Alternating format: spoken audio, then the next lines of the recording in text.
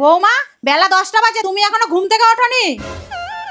সেই ভোরবেলা থেকে উঠে এখনো মুখে কিছু দিইনি। সকালে টিফিনটা? মা, তুমি আমার জন্য বসে রয়েছো কেন? মা, কেন?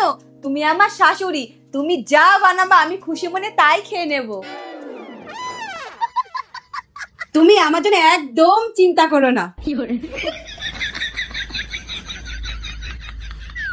দেখো বৌমা, আমি কিন্তু গরম গরম খাবার করে খাওয়ালাম।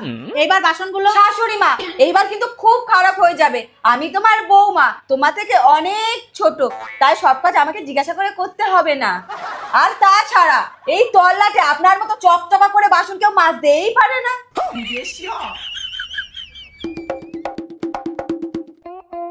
এই কাজটা তো বৌমাকেই করতে হবে। বৌমা, আজকে কিন্তু তুমি এমনিতেই দেরি করে ঘুম থেকে উঠেছো, তারপর এখনো একটা কাজও করনি। রান্না করা, বাসন মাজা হয়ে গেছে, এইবার ঘর। মা, তুমি সব কাজ আমাকে জিজ্ঞাসা করে করো না তো, আমার একদম ভালো লাগে না। তুমি আমার থেকে অনেক বড়, নিজের ইচ্ছা মতো কাজ করো। আর তুমি যদি ঘর মোছো না, তাহলে ডেটো করা ঘরকেই পাথরের ঘর বলে মনে হয়। যাই হোক, তুমি ঘর মোছো, আমি একটু ঘুরে আসি। টাটা।